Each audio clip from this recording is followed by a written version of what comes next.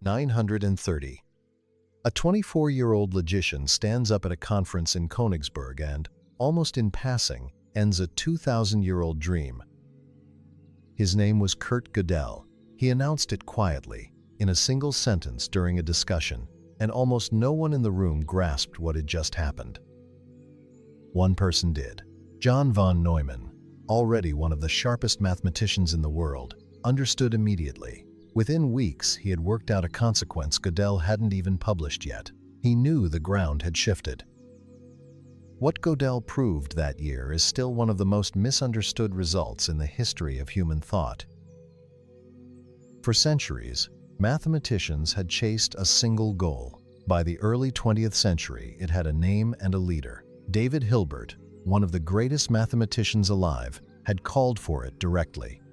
A complete, consistent system, a finite set of rules from which every mathematical truth could, in principle, be derived. Hilbert's slogan captured the confidence of the age. We must know. We will know. Prove everything true. Prove nothing false. Close the system completely. It was, in a sense, mathematics' oldest dream, the final security, a foundation nothing could shake. Gödel proved it can't be done. Not that it was hard, that it was impossible, forever, for reasons no amount of cleverness could route around. Here is what he actually showed, stated carefully. Take any formal system powerful enough to describe basic arithmetic. As long as it's consistent, meaning it never proves a contradiction, there will always be statements that are true, but that the system itself cannot prove. Not because we haven't been clever enough yet, because of the structure of the system itself. Add the missing statement as a new rule, and a new unprovable truth immediately appears. The gap never closes. How did he prove it? With a move of extraordinary cleverness, Gödel found a way to make mathematics talk about itself. He assigned numbers to mathematical statements, so that statements about numbers could encode statements about statements. Then he built one that said, in effect, this statement cannot be proved within this system. If the system could prove it, the system would be proving something false, making it inconsistent. So if the system is consistent, the statement is true and unprovable, exactly as it describes itself. A truth the system can see the shape of, but never reach. This is the first incompleteness theorem. There's a second, even sharper. No sufficiently powerful system can prove its own consistency from the inside. Now, immediately, the myths begin. You'll hear that Gödel proved truth is subjective. He didn't. You'll hear he proved mathematics is broken, or random, or that nothing can be known. He proved none of that. What he proved is precise and almost the opposite. Certain truths are so robust that they outrun any single system built to capture them. Truth doesn't shrink. The systems do. And that precise result is where a modern physicist enters the story. Roger Penrose won the Nobel Prize in Physics in 2020 for work on black holes and general relativity, but for decades, he has argued for something far more controversial, and he builds it directly on Gödel. The argument runs roughly like this. When a human mathematician looks at one of these unprovable Gödel statements, something strange happens. The formal system can't prove it, but the mathematician can often see from outside the system that the statement is nonetheless true. Penrose asks a sharp question. If a human mind can grasp a truth that no formal system, no fixed set of rules, can prove, then how could that mind itself be running on a fixed set of rules? How could it be, in other words, just a computer? His conclusion, argued across two books, The Emperor's New Mind and Shadows of the Mind, is that human mathematical understanding is not computational, that whatever the mind is doing when it recognizes these truths, it is not merely executing an algorithm. And Penrose went one controversial step further.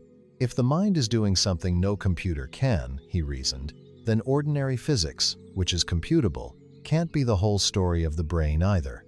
He proposed, with the anesthesiologist Stuart Hameroff, that the answer might lie in quantum processes inside structures called microtubules, deep within neurons. That specific proposal, called orchestrated objective reduction, is regarded by most neuroscientists as highly speculative and unproven. It's important to be clear about that. It is a serious scientist's conjecture, not an established result. Now here is where intellectual honesty matters more than a good story. This argument is not accepted by most logicians and philosophers. It is taken seriously, debated carefully, and, in the view of most experts who've examined it closely, it does not succeed.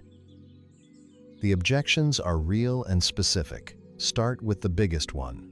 Gödel's theorem only bites on systems that are consistent. So for the argument to work, the human mind would have to be consistent too, in the strict logical sense, never able to derive a contradiction. But humans contradict themselves constantly. We hold inconsistent beliefs, make errors, revise, backtrack. If the mind is not a consistent system, Gödel's theorem simply doesn't apply to it the way the argument needs. How do we know a mathematician really can see the truth of every such statement, rather than just believing they can? The logician Solomon Pfefferman, who deeply admired Gödel and was himself skeptical of the idea that minds are computers, still concluded that Penrose's specific argument did nothing to establish the point. Others, Hilary Putnam, Daniel Dennett, Stuart Shapiro, pressed similar objections from different directions. So here's the honest state of it. Gödel's theorems are settled mathematics, rock solid, not in dispute. Penrose's leap from those theorems to a non-computational mind is a genuine, serious minority position, argued by a brilliant physicist and, as far as the expert consensus goes, unproven.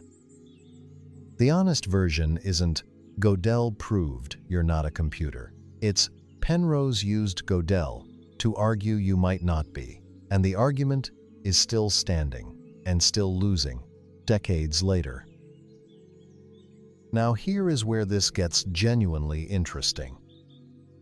Roughly 27 centuries before Penrose, a sage in northern India was circling a strikingly related shape, not about mathematics, about the self.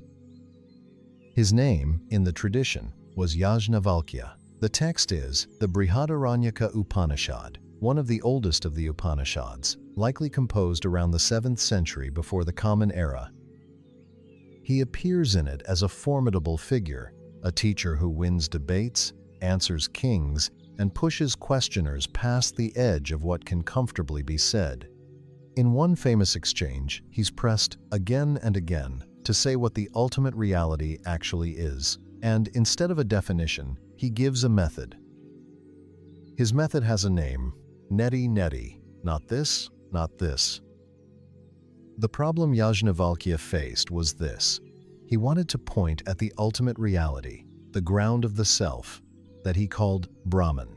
But every time he tried to define it, to capture it in a concept, the definition fell short. Say Brahman is this, and immediately, it is also not just that.